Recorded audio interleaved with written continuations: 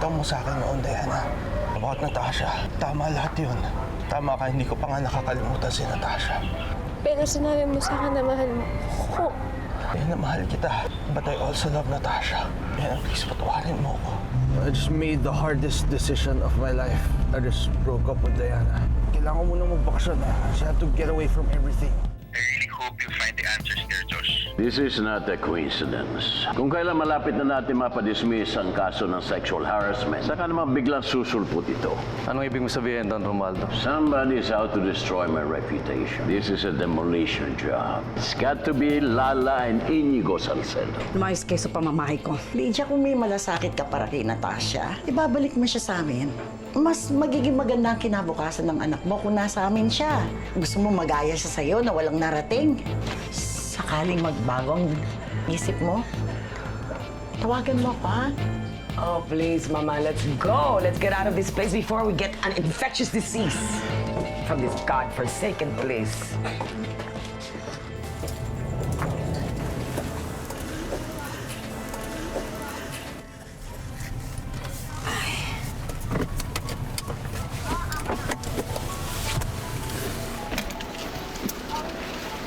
Ayun ka na.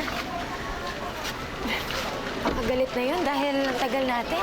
Ay, hindi naman siguro kasi hindi naman nasayang yung araw natin eh. Nahanapan pa natin ng good buyers yung mga alahas mo. Oo nga. At least ngayon meron na tayong pambayad ng renta ng 6 na buwan. Oo nga, excite na ako. Ikaw na talagang best sister in the world. Sige, halika na. Nay! Good news po! Makakalipat na tayo ng bahay. Malaki kasi yung napagbentahan namin ni Natasha ng mga alahas niya eh. Makakailis na tayo sa lugar na to. Oh, bakit parang wala ka yatang kare-reaksyon? Hindi ka ba natutuwa? Pagod lang ako. Buong araw kong inalagaan tong anak mo. Nay, ano pong hawak niyo? Wala. Bakit pa ang dami-dami yung inuusisa? Sige na, maganda na kayo ng hapunan.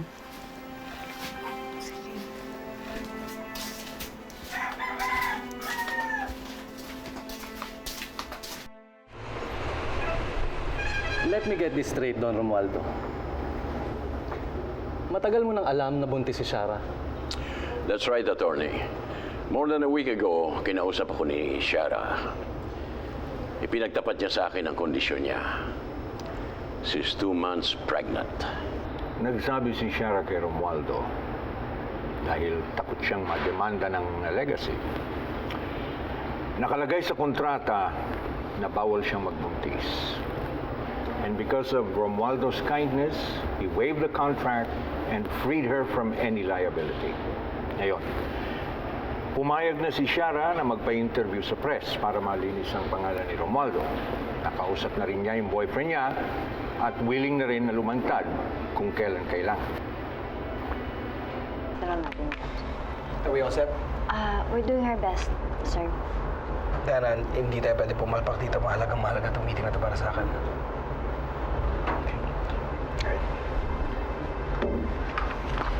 Are you ready for that? Arturo, I want you to organize a press con the soonest time possible. I will, Romualdo. Attorney Rese, oras na mapatunayan natin ang SGC ang nasa likod ng lahat ng paninirang ito. Magsampa ka ng demanda. Pagbabayarin ko sila ng mahal. I will. Ma'am Diana, galing po ako sa printing department, pero hindi daw po nila na-print yung presentation kits natin. Ano? Sige, ano nangyari? Sir, hindi daw po kasi na-send ni Miss Diana yung final draft and layout namin. What happened? Let me do one simple task. Excuse me. I'm sorry, Inigo, pero ang dami ko kasing inisip ng isang araw eh. This is unacceptable. Darating na yung ka-meeting natin in 20 minutes. Ano mangyayari? Ano bibigyan natin sa kanilang handouts? You know what?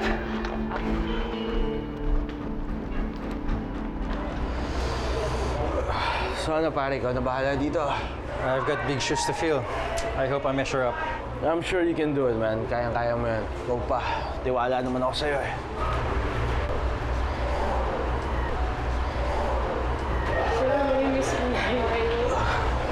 Thank you, Arlene. Tulungan niyo na lang si Quintin, ha? Siya na boss niya ngayon. Yeah. Oh, I guess we're gonna have to go. Bro, kung pwede nga pala, just check on Diana once in a while. I just wanna know she's fine. Ako nang bahala doon, pare. Ingat. Asahan kita. Have a safe trip.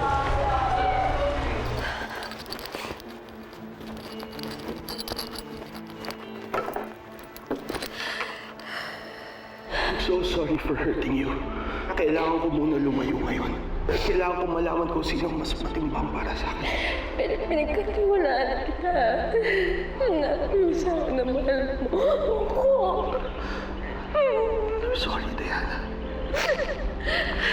I'm so sorry. Josh.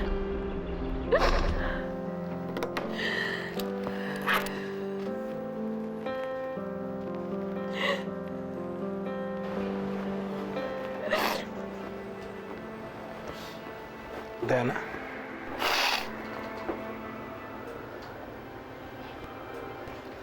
Bigyan mo lang ako ng ilang minuto, maging okay din ako. It's okay, it's cancelled. Kinancel ko na yung meeting. Just take your time. Kada na may reschedule eh. Gusto ko na mag-isa. Gusto ko na mapag-isa, Inigo.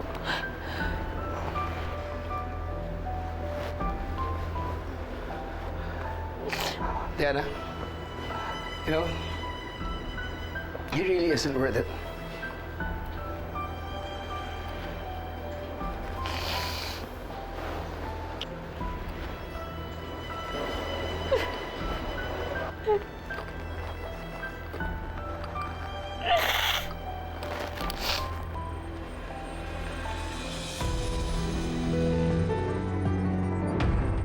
Laban kay Don Romualdo Alcantara ay Lady Luck must be on our side, Inigo.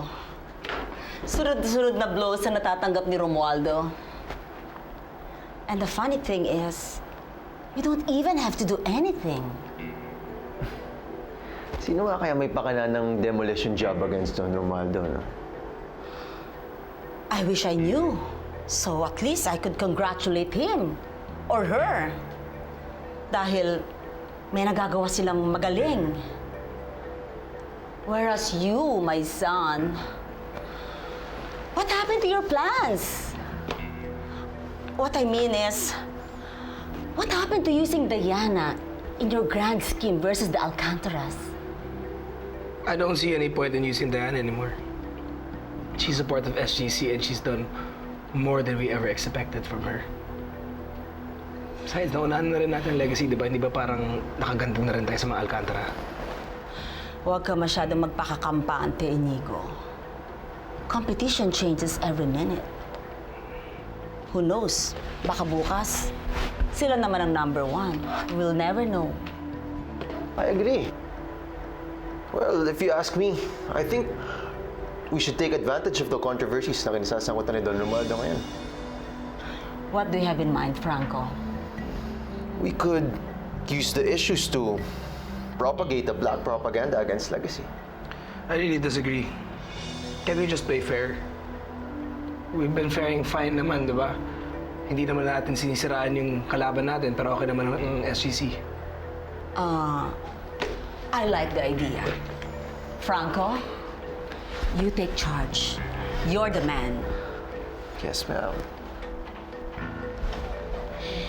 Naalala mo ba to? Mariano. Oo. Namuntik ko ng tagain. Akala ko rapey siya, sunod siya. Tapos hanggang sa pag-uwi ko, sumusunod pa rin siya. Nako, ito maldita yan. Nako. Ay, totoo. Naaway ka nun, di ba? Pati ako naaway mo. Uy, huwag ka nang malungkot. Nandito pa naman kami ni Eboy, oh. Si Eboy na busy. Salamat, ah. Hindi ko nga alam kung anong gagawin ko kung wala kayo, eh. Ba naman? Marami pang lalaki, no? Sa ganda mong yan. Marami kang mahanap na mas okay at mas better. Di pa man nare-resolba ang lakas kaso mo sa nga. harassment laban kay Don Romualdo Alcantara ay sangkot ito muli sa isang kontrobersiya. Siya ang tinuturong ama ng pinagbubuntis ni Shara Estuar na isang modelo at endorser ng Tala Soap. Dahil dito ay tinutuligsa ng mga moralista ang kanyang tahasang pambabastos di umano sa karapatan at dangal ng mga kababaihan. Grabe naman yung binibintang sa lolo mo, friend. Grabe talaga. Ayaw na siyang tantanan. Ayaw nang tantanan yung lolo ko. Tignan mo yung mong sabihin. Parang alam ko kung sino ang may pakana nito. Hoy, Bebeng! Mamaya ka na magbasa. Kumain na tayo. Natasha, totoo ba na nakasulat sa dyaryo? Manyak daw yung nilololohan mo. Ha? Patingin nga ako. Ha? Hindi to totoo. Mabait ang lolo ko. Paano nangyari to? Sana nga mapatunayan inosente yung lolo mo. Paano lumaki to ng ganito? Dapat nagawa na to ng paraan ni Bernadette. Sino si Bernadette? Isa po siya sa kinikilalang anak ng daddy ko. Tatrabaho rin po siya sa Legacy. Siguro kung nandun ako, hindi siguro to nangyari. Kaso, wala ka doon. Nandito ka. Kaya wala kang nagawa para tulungan ang lolo mo. Ay, nako. Ano nga, magbasa na lang tayo ng horoscope na pambago. Kumain na nga kayo. Kumain na kayo. Sungit. Ibagsak ang tala! Ibagsak ang tala! Salot si Don Romualdo! Salot! Salot! Bakit po kayo nagrarally laban kay Don Romualdo Alcantara at sa Legacy Corporation? Immoral ang pinuno ng Legacy Corporation! Ang tingin niya sa aming mga kababaihan ay parang mga laruan na kapag napagsawaan na, ay babato lamang niya. Kaya sa mga kababaihan at mga nanay na nanonood, huwag niyong tatangkilikin ang produktong tala! Ibagsak ang tala! Ibagsak! Don Romualdo Salo! Si Ma'am Lala. Ay, nandiyan siya sa opisina. Kanina pa kayo naantay yung report eh. Sige. Salamat. Well done, Franco. To see is to believe. Unti-unti na nag-gain ng support ang Boycott Tala movement. Sigurado ka bang hindi matitrace sa atin ang funding sa mga nagrarally versus Legacy? Of course, ma'am. I made sure na malinis ang lahat. Walang makakaalam na involvement natin. Wonderful.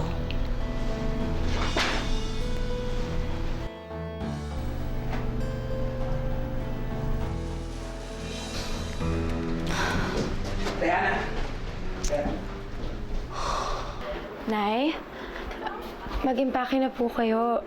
Malapit na dumating yung jeep para makapag-out na. Nay? Nay, may problema po ba?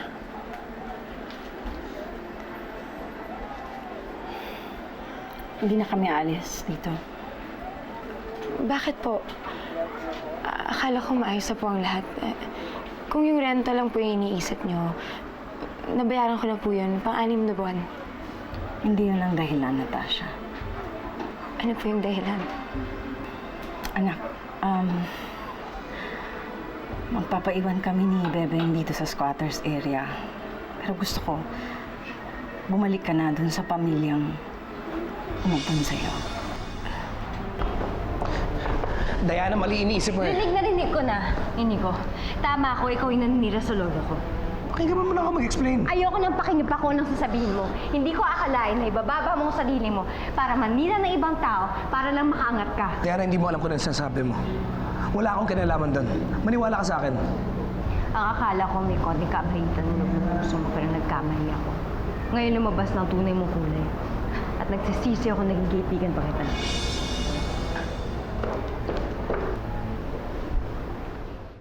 Bakit? Bakit niyo po ako gusto umalis? Akala ko po maayos po tayo.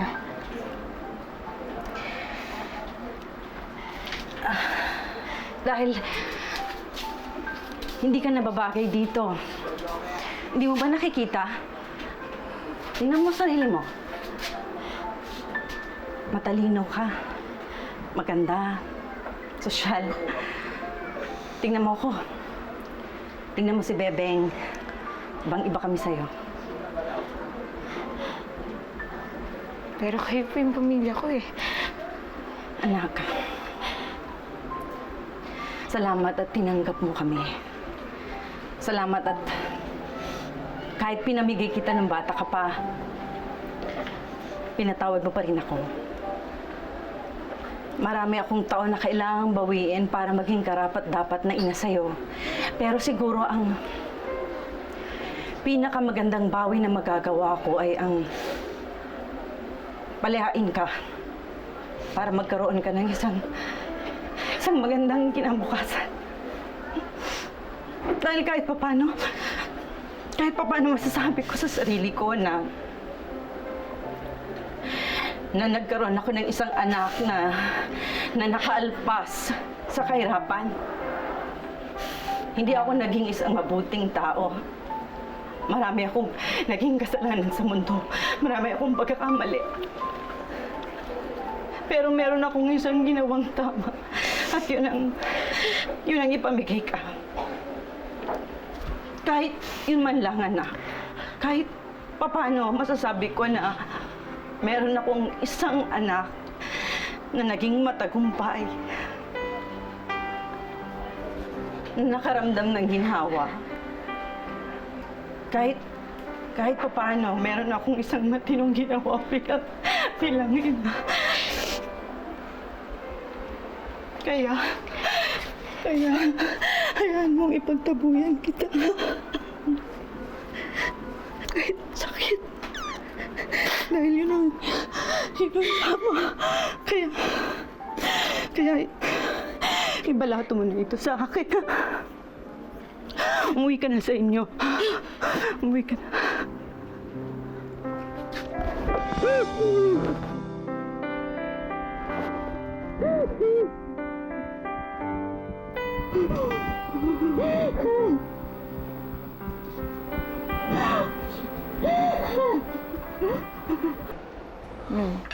Good? Yeah. You haven't touched your food. Hindi mo ba gusto ang lasa? Wala lang talaga akong gana, ma. Why? Dahil ba sa nag-aaway kayo ni Diana? Nabanggit lang sa akin ng staff kanina. Ma, sa totoo lang ayaw akong pag-usapan. Good. Dahil ayoko na mag-aksaya ka pa ng oras dahil sa babaeng yan.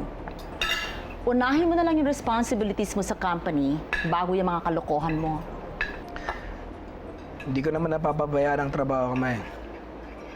Really? Then tell me, bakit hanggang ngayon wala ka pang nakukuhang kapalit ni Chloe as endorser? I haven't found the right model. Don't bother. Meron na ako napipisil.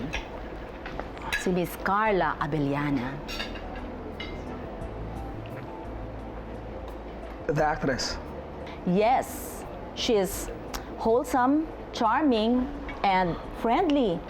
I'm sure magiging click yan sa mga masa. And perfect siya for Lala Soap. I have to agree.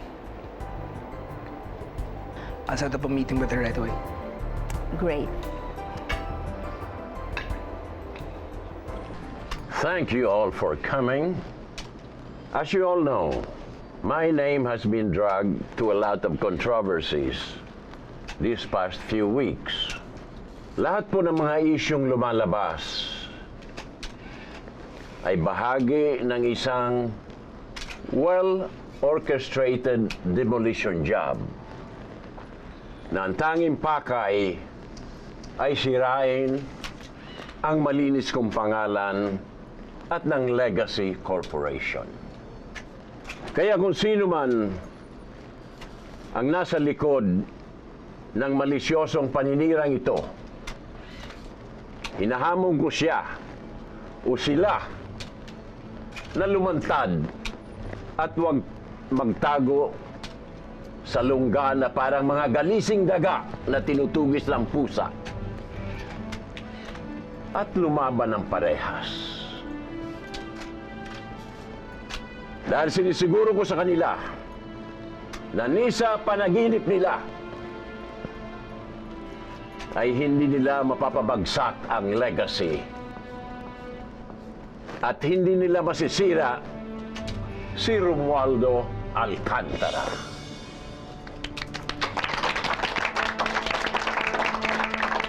Thank you, thank you, thank you. Let's have the first question, please. Yes. Don Romualdo, kamusta po ang inyong pamilya sa gitna ng mga kontrobersyang ito? Well, they've been very supportive of me. And they've been my source of strength. And the most important thing is, they believe in my innocence. Thank you very much. Next question, please. Yes. Bakit wala po ngayon dito si apo niyo si Natasha Alcantara? Totoo po ba ang balibalita na kayo ay nilayasanan niya?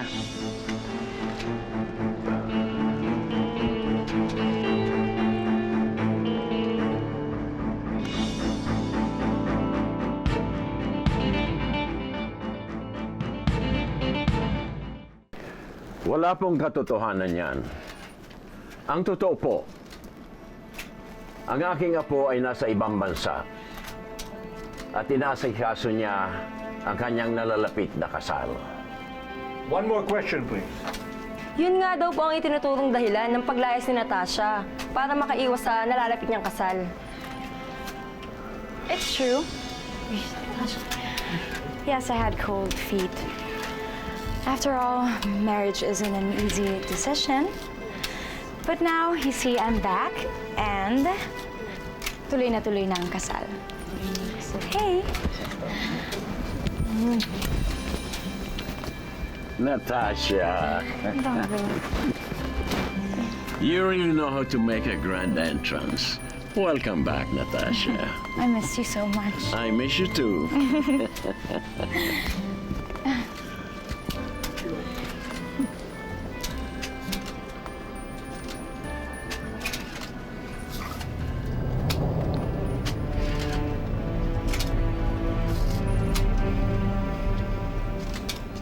For Natasha to come back and for better times ahead. Cheers! Yes, honey. May natanggap daw po silang notice from SGC na hindi na raw po tayo interesadong kuning modelo si Miss Carla. Kaya umuo na siya sa endorsement deal for Tala Soap. This can't be happening! Sa wakas, matutuloy na yung kasal natin. And this time, I think di na tayo magkakaroon ng kahit ano pang problema. Dahil nabalitaan ko wala na si Josh. What do you mean? Josh left. Nagpunta na siya ng States. Mortal kayong kalaban ng mga Alcantara. Natural, ikaw yung pagdududahan nun.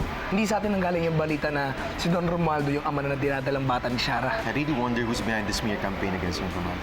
Gawin ko ang lahat para malaman kung sino talaga yung nasa likod ng demolition job na to sa kanya. Yes, I'll be back. I just need to get some fresh air, okay? Ouch!